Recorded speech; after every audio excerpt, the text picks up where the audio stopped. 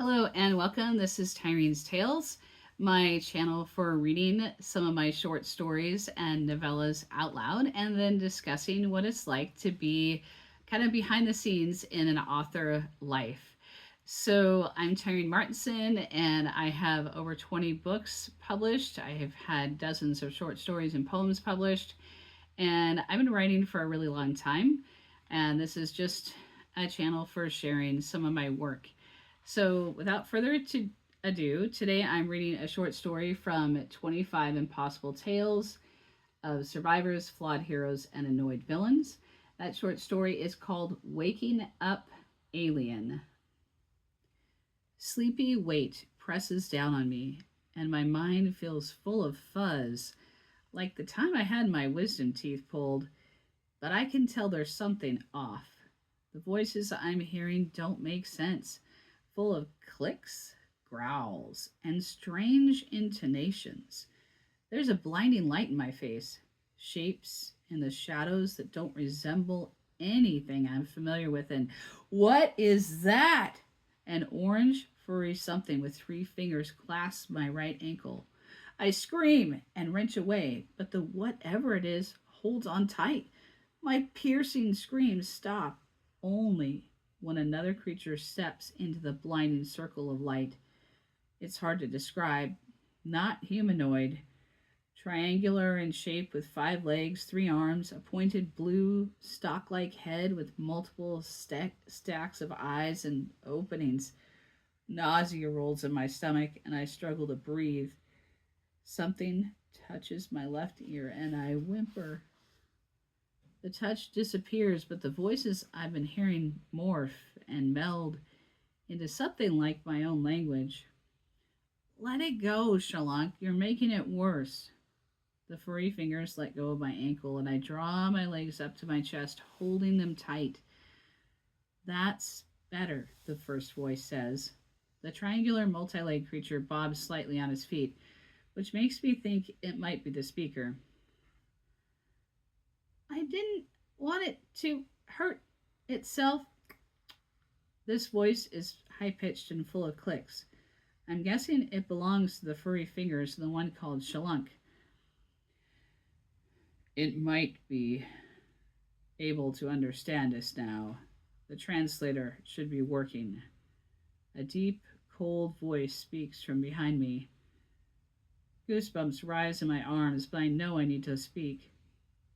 My name is Hannah. Please let me go free. I don't want to be hurt. I don't want to be here. Hannah. The triangle alien speaks my name through its many mouths in a long exhalation. My name is Tuhohohoi. These are my colleagues Shalunk and Nessari. We will turn up the lights now so you may see us. More bright light fills the edges of the cavernous room we are in. The walls seem built of solid metal or some substance I don't understand. I stare at the floor and sneak glances at the creatures because the nausea is back, mixed with sharp terror. Tuhohohoi is still its strange triangle shape, but I can see more definition on the multiple eyes and holes in the upper part of him. I sneak a peek at Shalunk, who is a massive creature of orange fur and fangs, but reassuringly bipedal and slightly more humanoid than the other two. Nestor is the most disturbing of the three, a coiling mass of green, snake-like appendages of which I can see no central figure or face. Why am I here? Tuhohohoi bobs on its many legs, but Shalunk speaks. Your planet is on fire. If you come with me, I can show you on the screens. I stand on shaky legs, glancing at the others. They don't move toward me. Wrapping my arms around my torso to hide my shivers, I follow Shalunk out of the circle of bright light and down a slanted hallway with strange prisms of multicolored light hanging at odd heights along the side, some low and some high. We enter a larger room with screens all along one side, and I see Earth, not blue and green like it should be, but a fiery mass of red and black, burning and charring. My stomach lurches. Bile rises to my throat, and my knees buckle until I hit the floor. I'm sorry for your loss, Shalunk says gently. Tears stream down my face, and I give in to them, sobbing and shaking until Shalunk hunkers down on the floor next to me in a sumo wrestler type squat. I'm glad it is wearing some kind of pants. Of course, this is making a rather crass assumption about its anatomy, and I wonder what questions my science teacher would think to ask them. And then I remember she's dead. My parents are too. And William.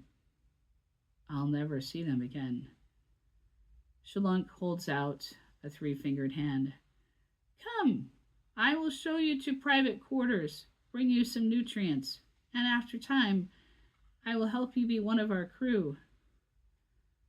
Why?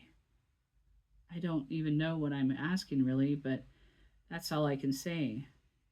Why this? Why me? Why Earth? Why these aliens? Why the ship? All the why. An emergency distress call went out, and we were the first ship to arrive.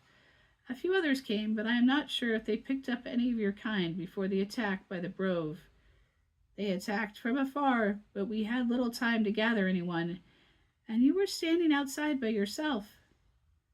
It is a long explanation that answers some, but not all of my questions. I remember, I say, thinking of the argument I had with my parents about William, riding my bike to the local park and staring up at the trees. I remember a strange red light and then nothing. Grief presses in, but numbness protects me. I stare at Shalunk's hand. How different is it, really? It has 3 fingers. I have 5. I think of the others I met. I am the alien here. I let Shalunk help me to my feet and lead me to a small room with a cushion that folds out of a spongy surfaced wall. I fall asleep listening to the strange hum of the spaceship. When I wake, my eyes are gritty, but I have the strange thought that maybe there's a purpose for me, a reason for being alive. Why else would they have rescued me? I may not be humanity's best representative, but I am alive, and I have questions. I will find the answers. And that's the end of Waking Up Alien. So, as I said before in one of my previous videos, I'm actually quite content with stories that end at a point where the main character makes a decision, especially in a short story, when that main character is like, okay, I'm gonna move forward, I have hope. And I know I'm getting a little bit more into the explanation today than I meant to, but I felt like with a short story like that, I needed to say something. And, you know, maybe someday I'll come back to Hannah's universe and write the rest of her story, but I feel like I kind of know the trajectory of it just from the short story I wrote. And I hope you enjoyed it. If you did, please click like, please subscribe, and you'll get to hear more short stories as I go along. And eventually I will also be sharing a novella from my fantasy world of Arametir. So thank you for joining me, and I hope I see you around next time. Remember to click like and subscribe.